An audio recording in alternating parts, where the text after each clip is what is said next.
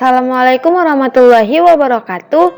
Nama saya Kairi Rizky Hidayani dari Ilmu Kesehatan Masyarakat kelas 9 semester 3 Fakultas Kesehatan Masyarakat Universitas Islam Negeri Sumatera Utara.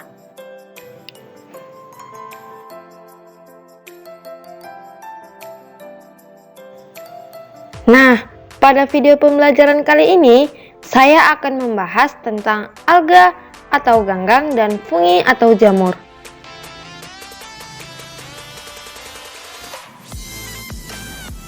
Nah, yang pertama yaitu alga atau ganggang.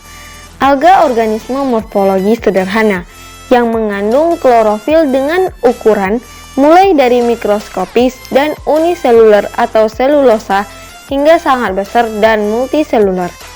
Alga bahkan dapat dianggap tidak memiliki organ seperti yang dimiliki tumbuhan. Alga juga sering disebut tumbuhan non-vaskular yang memiliki bentuk tali beragam, yaitu uniseluler atau multiseluler dan berpigmen fotosintetik. Tumbuhan ganggang sebagai tumbuhan yang hidup di air, baik air tawar atau air laut. Habitat hidupnya di air tawar, air laut, dan tempat-tempat yang lembab. Nah, ciri-ciri alga yaitu yang pertama, termasuk organisme eukariotik.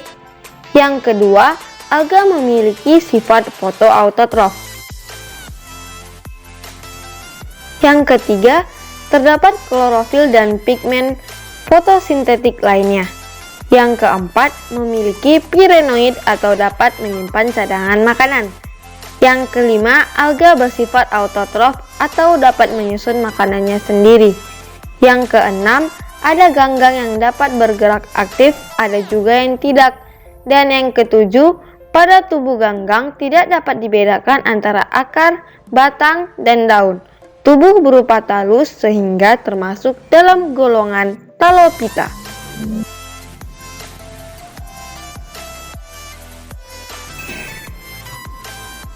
Proses reproduksi alga. Alga atau ganggang bereproduksi secara seksual atau generatif dan aseksual atau vegetatif. Pada seksual, yang pertama yaitu pembelahan biner, yang kedua fragmentasi, yang ketiga pembentukan spora vegetatif. Dan pada aseksual, yang pertama konjugasi, yang kedua singami atau isogami, yang ketiga anisogami. Alga memiliki 8 jenis, yaitu Bacillariophyta atau diatom, yang kedua Pyrophyta atau dinoflagellata, yang ketiga Eichenophyta atau Euglena, yang keempat Cyanophyta atau alga biru, yang kelima Chrysophyta atau golden algae, yang keenam Chlorophyta atau alga hijau, yang ketujuh Rhodophyta atau alga merah, dan yang kedelapan Phaeophyta atau ganggang coklat.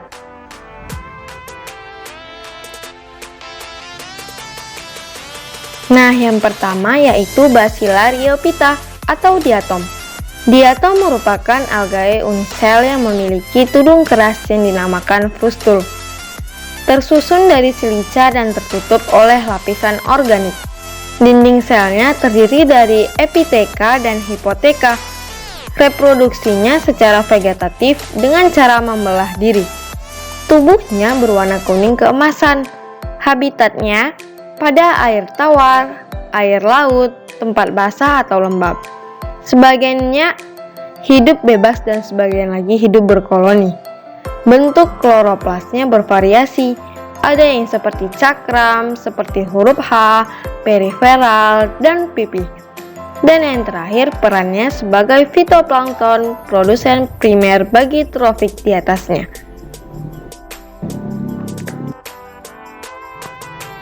Selanjutnya yaitu Pyrophyta atau dinoflagellata. Alga ini dikenal juga dengan alga api. Kemampuan untuk berpendar atau menghasilkan cahaya dinamakan bioluminescent.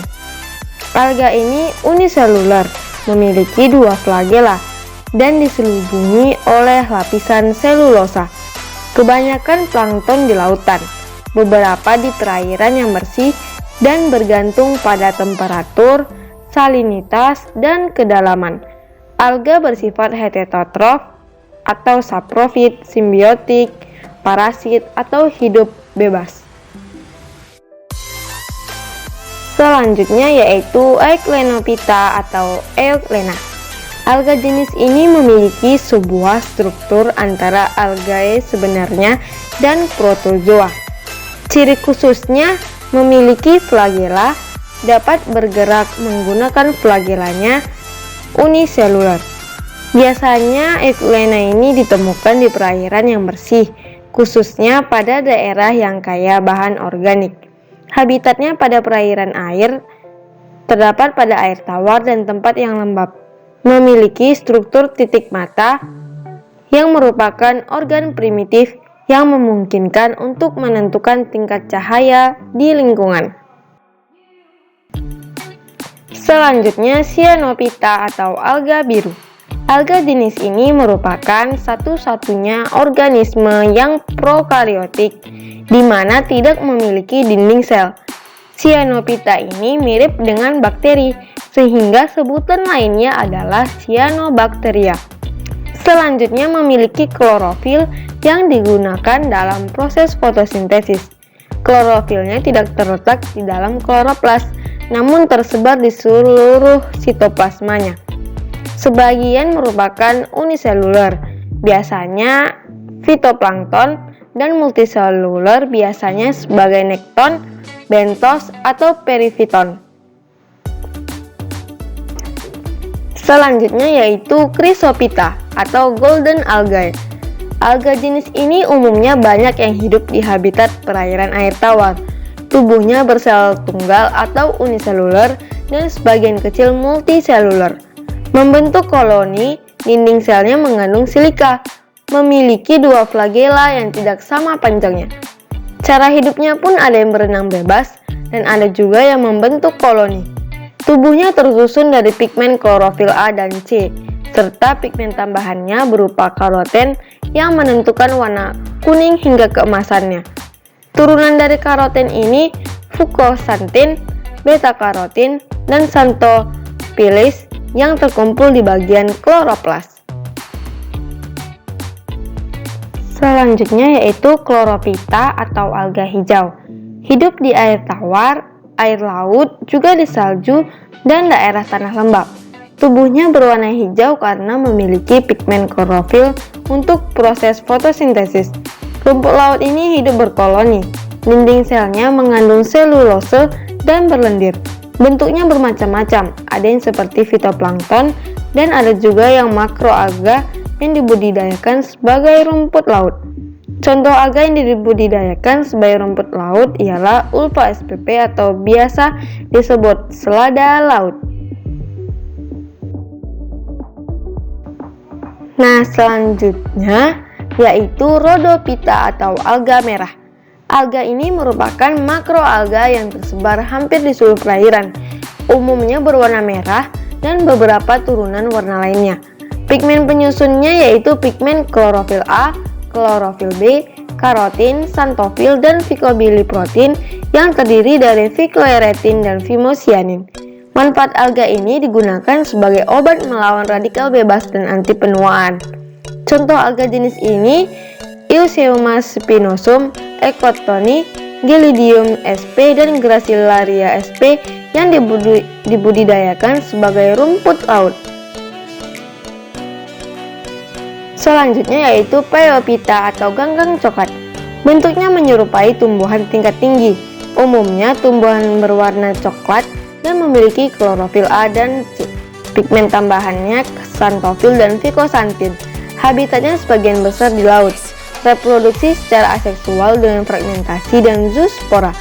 Reproduksi seksual dengan oogami, sel telur dihasilkan oleh oogamia dan sperma dihasilkan oleh antheridia. Variasi dari bentuk talusnya ada berbagai macam. Ada yang berukuran lebar dan panjang seperti Padina australis, bentuknya yang bulat Sargassum duplicatum, dan bentuknya batangan yang lunak. Adapun manfaat algae atau ganggang yaitu satu, sumber utama energi pangan, yang kedua bahan makanan manusia, yang ketiga bahan pembuatan pupuk, yang keempat bahan ternak, yang kelima bahan obat dan antibiotik.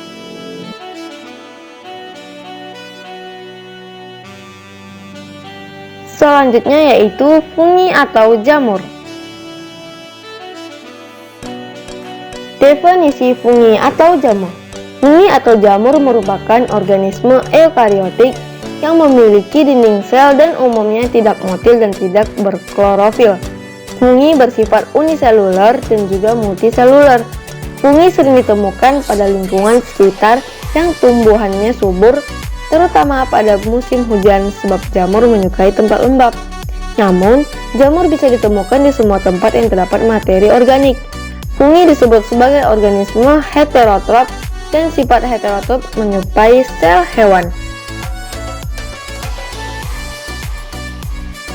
Ciri-ciri fungi yaitu eukariotik yang memiliki inti sel, uniseluler dan multiseluler, bersel satu dan bersel banyak, bersifat parasit obligat, fakultatif, saprofit, dan simbiosis mutualisme. Tubuhnya dilindungi oleh zat kitin, habitatnya di tempat yang lembab. Tubuhnya disusun oleh benang yang disebut hifa. Hifa-hifa tersebut bersatu membentuk miselium. Reproduksinya dengan pembentukan spora. Bersifat heterotrof karena jamur bersifat saprofit, tidak berklorofil sehingga jamur memperoleh makanan dari makhluk hidup lainnya.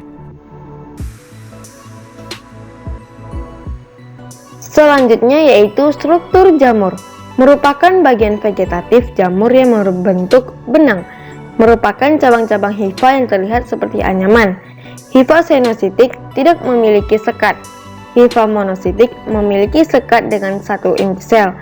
Hifa dikariotik 2 inti sel. Hifa haustoria, hifa khusus pada jamur parasit yang fungsinya menyerap makanan pada inangnya. Cara hidup jamur. Yang pertama yaitu saprofit, di mana memperoleh zat organik dari makhluk hidup yang telah mati, atau disebut dengan dekomposer. Selanjutnya parasit, di mana memperoleh zat organik dari makhluk hidup yang masih hidup, yang menjadi inangnya atau patogen. Yang selanjutnya mutual, jamur mutual hidup pada inangnya, memiliki sifat yang menguntungkan. Selanjutnya yaitu reproduksi jamur. Pada reproduksi jamur ada aseksual, yaitu uniseluler akan membentuk kuncup atau tunas untuk menghasilkan keturunan. Multiseluler melakukan fragmentasi dan menghasilkan sporangiosspora atau conidiospora. Pada seksual dimulai dengan cara penyatuan hifa atau singgami yang terdiri dari proses plasmogami dan karyogami, membentuk zigospora, ascopora, dan basidiospora.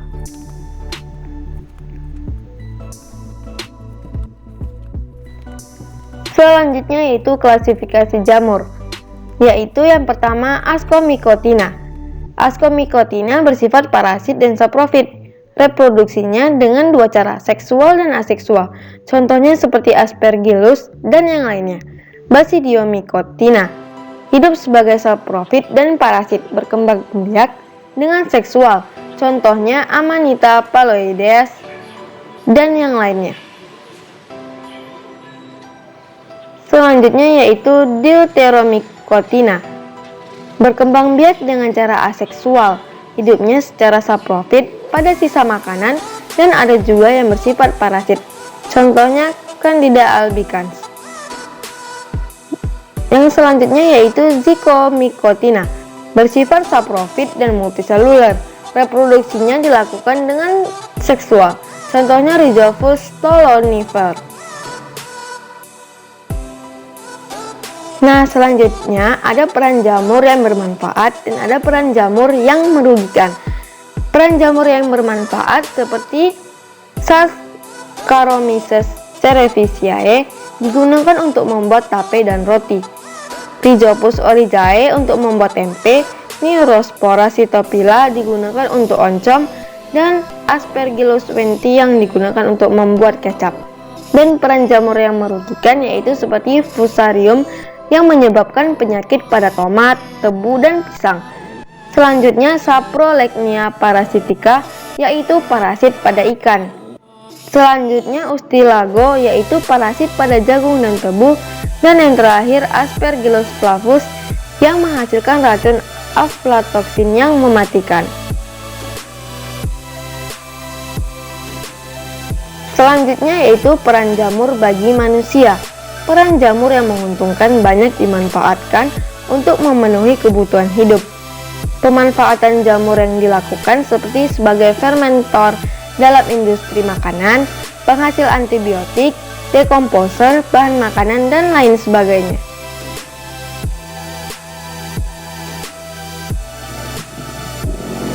Terima kasih yang sudah mendengarkan video pembelajaran saya. Wassalamualaikum warahmatullahi wabarakatuh.